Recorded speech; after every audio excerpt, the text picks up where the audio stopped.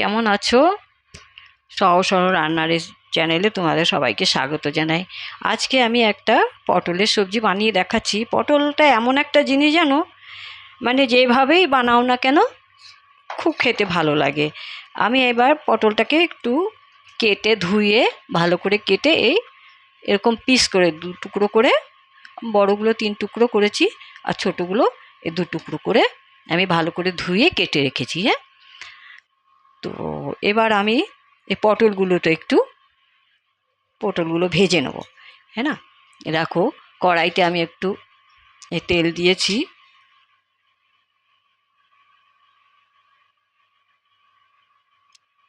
আরে পটলটাকে আমি একটু তেলটা গরম হয়ে গেলে তারপরে আমি এই পটলগুলো ভেজে নেব। আর এইদিকে দেখো মশলা, আমি মশলাগুলো করে নিয়েছি।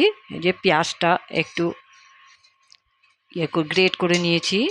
এর হচ্ছে আদা আর জিরা বাটা, একটু টমেটো, আর লবণ হলুদ লঙ্কা এ তো আছেই, বেশি মশলা দেবো না। এখন এত গরম, তো এত গরমে অত মশলা খাওয়াটাও ভালো লাগে না আর কি। হালকা মশলা দিয়েই বানাবো। এই দেখো পটলগুলো আমি প্রথমে ভেজে নিচ্ছি।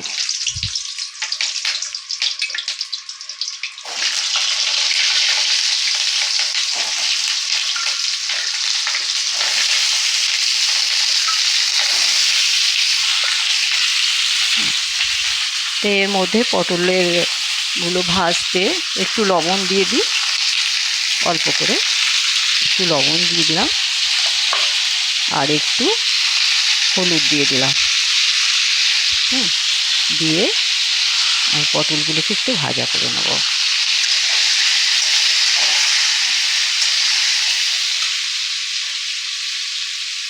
পটলটা দেখো আমার ভাজা হয়ে গেছে, মোটামুটি একটু ভাজা, একটু লাল লাল হয়ে আসলেই, বেশি ভাজা করতে হয় না, একটু লাল লাল হয়ে আসলেই হয়ে যাবে। আমি পটলটাকে তুলে নিলাম। হ্যাঁ, দেখো এর ভেতরেই আমি এই 3টে আলু নিয়েছি, এরকমভাবে কেটে আলুটাও এর মধ্যে দিয়ে একটু ভেজে নিই।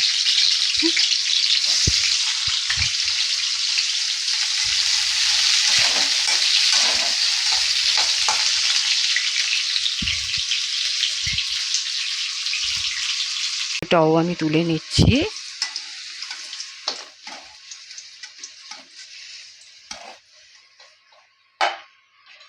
এবার এতেই আমি আর একটু তেল দিয়ে দিচ্ছি। তেল দিয়ে এবার মশলাগুলো ভেজে নেব। আমি একটা তেজপাতা দিয়ে দিচ্ছি প্রথমেই। তেজপাতা দিয়ে দিলাম, দিয়ে পেঁয়াজ বাটাটা দিয়ে দেবো।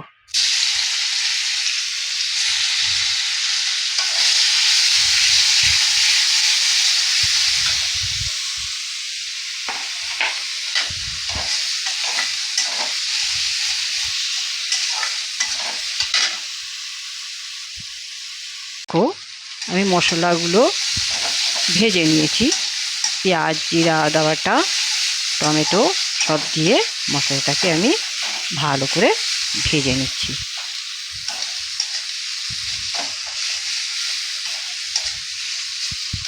এবার একটু জল দিয়ে, এতে গরম জল একটু দিয়ে মশলাটাকে ভালো করে ভেজে নেব।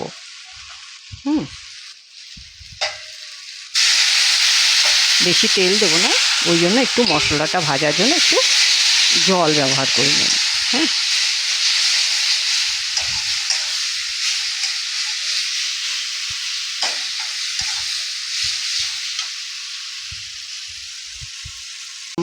সবজি মশলা দিয়ে দিলাম,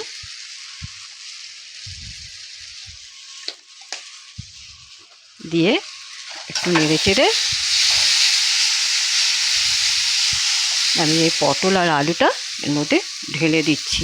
ঢেলে দিয়ে ভালো করে কষিয়ে নেব। হ্যাঁ,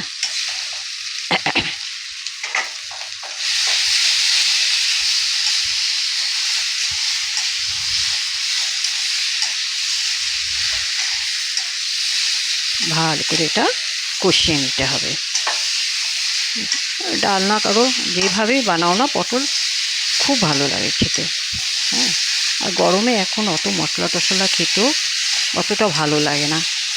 হ্যাঁ, তাই হালকা মশলা দিয়ে বানিয়ে দেখাচ্ছি, তোমরাও এইভাবে বানিয়ে দেখো, ভালো লাগবে। মশলাটা আমার ভাজা হয়ে গেছে, এবার আমি এর মধ্যে গরম জল ঢেলে দিচ্ছি, সেদ্ধ হয়ে যাবে।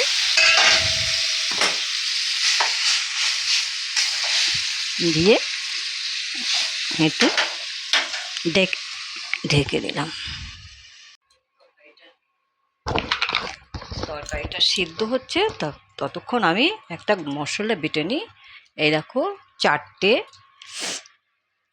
ছোটো এলাচ, 4-5টা লং, আর আমি না দারচিনি যে আমি পাউডার করে রেখেছি, ওটা পেস্ট বাটতে অসুবিধা হয় বলে আমি ওটাকে পাউডার করে নিয়েছি। এটাকে আমি গরম মশলাটা একটু বেটে নেব।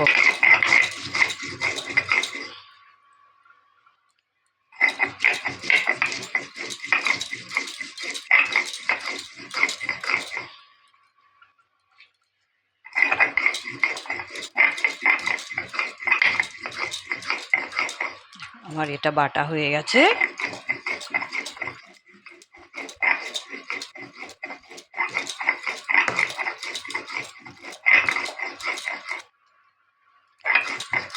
এবার দেখে নিই এটা সেদ্ধ হয়েছে কিনা।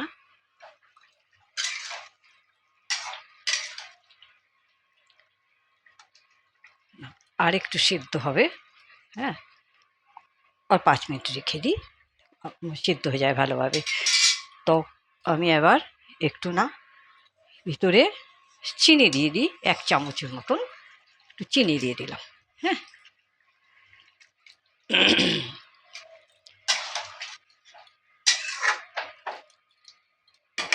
বাস, আমি এবার ঢেকে আর একটু সেদ্ধ হতে দিই। ঠিক আছে, রান্নাটা হয়ে গেছে। হ্যাঁ, দেখো সেদ্ধ হয়ে গেছে সব। হ্যাঁ না, দেখো সব সেদ্ধ হয়ে গেছে। এবারে আমি 1 চামচ ঘি দিয়ে দেবো ভেতরে। দেখো উপর থেকে 1 চামচ ঘি, ডালনা তো একটু ঘি গরম মশলা না হলে না ভালো লাগবে না, তাই জন্য ওই 1 চামচ ঘি দিয়ে দিলাম। আর এই যে গরম মশলাটা আমি বেটে রেখেছিলাম, এই গরম মশলাটা দিয়ে দিচ্ছি। হ্যাঁ, এবারে আমি নামিয়ে নেবো। হ্যাঁ, দেখো আমি তো ডালনা বানিয়ে দেখালাম, তোমাদের কীরকম লাগলো আমাকে বলো। আমি এবার একটা পাত্রে উঠিয়ে তোমাদেরকে দেখাচ্ছি। দেখো, এরকম, এই দেখো, খুব টেস্ট হয় খেতে। হ্যাঁ, তোমরা এইভাবে একবার বানিয়ে খেয়ে দেখো, আমাকে বানিয়ে খেয়ে আমাকে বলো কেমন লাগলো। লাইক করো, একটা শেয়ার করে দিও বন্ধুদের সঙ্গে। হ্যাঁ, আমি আবার একটা নতুন রেসিপি নিয়ে তোমাদের কাছে আবার আসবো। তোমরা ভালো থেকো। ঠিক আছে, ধন্যবাদ।